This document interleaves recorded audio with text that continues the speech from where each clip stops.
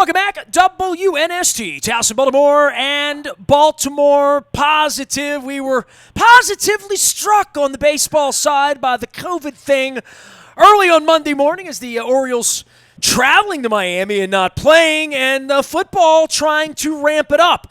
Peter King loves both sports. He, of course, my friend for a long, long time and former Red Sox foil before the Orioles got bad and it just ceased to be any fun to watch Red Sox and Orioles games with you, Peter King. But baseball and the shutdown and the mess and the Yankees and the Phillies being dragged into this is sort of a cautionary tale for Roger Goodell and the powers that be at the National Football League, is it not? Well, Nestor, I think this is really what happens when you don't put a bubble around your game. And look, I don't think the NFL can put a bubble around its game. Just imagine telling Tom Brady that, and I mean, you substitute almost any name for Tom Brady, but imagine telling any NFL player who's married with children, you're not going to see your family for 5 or 6 months. And I'm just not a big believer in a football bubble. But be that as it may, these things are going to happen. It's one of the reasons why today in my column I wrote about the possibility of Roger Goodell preemptively, if a team has 4 or 5 offensive linemen test positive, say on a Thursday, and they can't play on Sunday.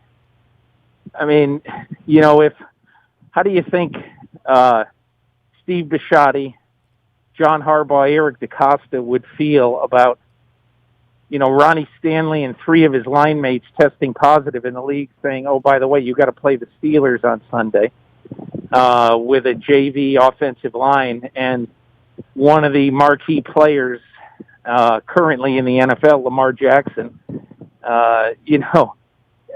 exposed like that. So I know it's going to be discussed.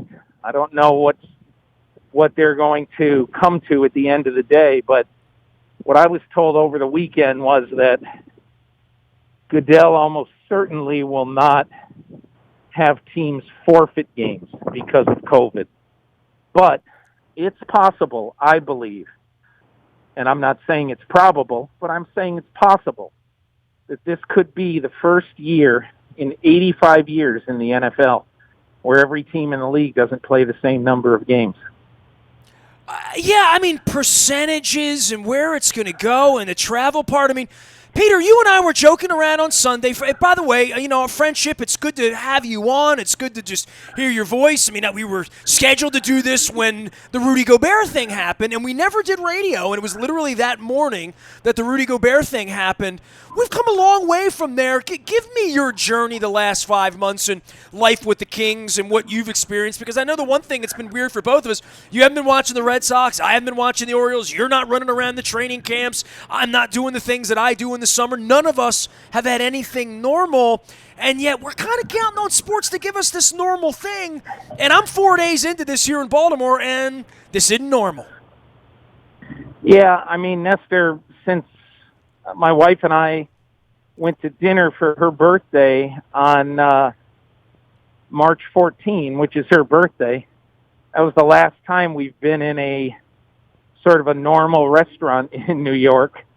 We've gotten a bunch of takeout, but, and otherwise, other than taking a 3-day 40th anniversary trip to the Rhode Island coastline and staying in a hotel carefully, and then a couple of weekends ago going to Burlington, Vermont on my last 2 days pre-work, just to get out of the house, really.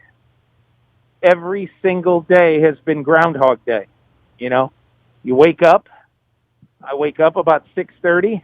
I go downstairs. I get the leash for the dog. I put my mask on that is a constant in my life. I think I've worn it every day since about March 25th. I'm talking on it right now. And I just am trying to do everything I can to get life back to normal. I'm one person. You're one person. There's 325 million other people who we have to depend on. And unfortunately, a whole lot of those people in the last 3 or 4 months have totally dropped the ball. and that's why we are in the situation right now where 14 Miami Marlins players and staff have tested positive, and who knows what's going to happen to the baseball season now. Well, you were watching over the weekend. You're a Red Sox fan. I'm an Orioles fan. We've shared a few beers and hot dogs together over the years from here to Fenway. And what did you make of it? I mean, we've got Ben McDonald on down here with Scott Garceau, so it's kind of Ben McDonald's like a new broadcaster sort of to us, Yeah. and we all know the legend of Ben, and I like Ben a lot. He's been very good. So over the first weekend, that's been sort of the weird part. You got Rem Dog going on up there, and Eckersley and all of that, but from a watching it and whether I'm interested in it, whether it's any good, and I'll go back to this with football, and integrity. Where's the integrity in what they're trying to do to play these games fairly in some way where we get some sort of a winner, which is why I think we play, right? I talked to Andy Reid yesterday morning, and one of the things I said to him is, should we, as a society right now, be trying to play football as desperately as the NFL is trying to do so? And he said, absolutely. He said, America needs this. And I kind of feel the same way about baseball. I think America needs baseball. And, there's a lot of things. I think it's very, very weird to watch a baseball game with no fans in the stands, with no noise, with fake noise. I'm not a big fan of the cardboard cutouts. But, I appreciate the fact that baseball is trying. And I think who knows what's going to happen with this, with this Marlins deal. But I think it's fine to try. If you get to the point where multiple teams are just decimated, like it appears the Marlins are, you might have to call a stop to it. The last thing you want to do, I was glad to see baseball postpone or cancel whatever it is, Yankees-Phillies tonight, so that I'm sure they're going to have people come in and disinfect every place where the Miami Marlins stepped over the weekend. So I think it's good to try. Now, as far as baseball and the quality of it, it's odd to watch a game with no juice whatsoever. Just odd. But like I said, I appreciate their trying, and boy, if I could have gone to Vegas, I'm not a sports gambler, but if I could have gone to Vegas and bet on one thing in the last week, I would have bet on the under for the Red Sox, because you could see it happening. They're going to be awful. They might win 21 games. They might not win 21 games, and hey, one series you can't judge a lot on, but I thought it was pretty weird and pretty telling that Jose Iglesias is batting third for a Major League Baseball team. So, winning 2 out of 3 against the Red Sox and that pitching staff is not necessarily bode like a 35-win season for the Orioles. Peter King, you can find him at Pro Football Talk and NBC Sports and out on Twitter and anywhere where people follow the grand game of the National Football League. As the Ravens are trying to open their facility, we're trying to figure out the Orioles just here. But I guess the global thing for the NFL, and I would just ask you ask Andy Reid, look, you ask these football people who are getting paid to do football things, where are the grown-ups here, Pete? I mean, is there anybody in the NFL, saying we can't finish this in Tampa with a Super Bowl? Our fans can't come. People are going to get sick. What happens if Lamar Jackson's mother gets this? You know what I mean? Like, that is what happens if coaches over the age of 50 or 55, which there are a lot of those, all the way around. I'm trying to figure out what their upside is other than a buck, and I'm American, Peter. You and I make our living, right? Like, we have fed our families on doing nothing but trailing the vapor of sports all of our adult lives. I mean, I'm not down on sports. I'm down on where we are with the Orioles, where I say, well, are they going to get 4 forfeit wins here? Because they're not making games up with the Miami Marlins. And the Miami Marlins aren't gone for a day or 2 or 3. They're gone for a couple of weeks, right? So do you just get free wins here in a 60-game season? All of a sudden, all of it gets very, very haywire from an integrity, safety, and you get into the middle of it. I'm 3 games into baseball, Pete, and I'm literally saying, why are they doing this? What are you doing? And maybe I'm just too much of a grown-up. I don't know. Well, there's 48 topics that you just touched on in the last 46 I know. seconds. I do that. But I'll answer the football one, I guess. And that is, what is the NFL doing? I think Roger Goodell's, look, I haven't asked him this question, but I think his motivation has been very, very clear throughout the entire process of this spring and summer. When people said, I do know this, that when people said to him, push free agency back, that was the week that the coronavirus really struck America. And you weren't going to be able to have players visit teams and all that. Everybody said, push it back. And Goodell basically, in so many words, said to people in the NFL, why? There's no sign this is getting any better, and we can conduct business. It just won't be business as usual. He said the exact same thing with the draft. Free agency was a success. The draft was a rousing success. And training camp, we'll see. I don't know. But to push it back, I just would say, why?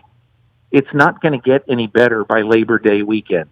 If you don't have training camp now, then and you wait for it to get better and it doesn't get better, then you're not going to play football. Now, it could be that they'll be forced to stop either training camp or when the season starts, they'll be forced to stop playing. That could be. But as for trying to play, I don't see any harm in trying to play. And if players don't want to play, if they don't want to be involved in the game, then they shouldn't play, and they should take their opt-out money and come back next year. It's America. It seems like a proper choice. And again, I know that sounds easy for me to say because I'm not putting my hands and breathing and sweating on somebody else, and vice versa. But to me, I would, until we see some marked, huge elevation in positive cases. Say we see that on August 24th when teams have really ramped up contact in training camp. If then you see that every week every team is getting 4 or 5 guys testing positive, then call the season off or put it on a big delay. But where would that be? I guess that's the issue. I don't know. Where's the edge of that? I don't think anybody knows, but I think it's one of those things that you'll probably know it when you see it. If every team gets, 4 or 5 positives every week, you probably want to put it on pause. But what the number is, I don't know what the number is. In the spring, Dr. Fauci told me that he believed if in 1 week a team got 4 positive tests, then you ought to quarantine the entire organization for 2 weeks. I don't think that the league is going to do that, but I do think that Goodell has some number in mind, percentage of positive tests around the league in a given week or whatever. I think he's got some number in mind. I just don't know what it is. My fear, Peter, is that it's a no matter what. Like to your point, we're going to have free agency. We're going to have a draft. No matter what. We're American. We're male. We're rich. We're the National effing Football League. No matter what. And I don't know where the edge of that no matter what is. Nestor, hang on 1 second. I'll just say this. We're in a totally different time. Free agency and the draft are non-contact events. Okay, so there's a different thing. Who cares that the draft is done on Zoom video conference or Microsoft Teams? I mean, it turned out to be a really cool experience, quite honestly. But right now, it's totally different with football, with the sport of football. We're gonna be able to see in time about the disruptions in people's schedule when you start having contact with other people. That's something we just don't know yet. But to me, I just don't see any harm in trying. Last thing for you. You and I have done this professionally for a long time. We bump into each other at lockers, in front of players, at events where lots of people. That's all over, isn't it? I mean, and you were probably the first one the days that the Ravens.com and the NFL.com got involved to say they're going to pull this in-house. I'm pretty convinced I've been in a room with my last football player that doesn't involve a podium in and out. Well, for 2020, yes. But I don't think this is the way of the future. Just basically because it's not necessary. You know, look, do you think that the NFL wants Peter King, and I'm just using me as an example, do you think they want Peter King to visit 22 camps and write about it for 5 or 6 weeks, all my trips, the people I talk to, all that stuff? Or, does the NFL want me visiting 2 or 3 camps and not having any personal experiences with anybody? In my opinion,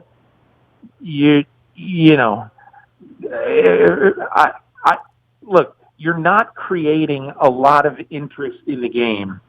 You're not driving people to the game with a column like normally. If the Chiefs and Texans open training camp this weekend and it was normal, I'd have had a half-hour Saturday afternoon with Deshaun Watson in Houston, and I'd have led my column with, can Deshaun Watson survive without DeAndre Hopkins?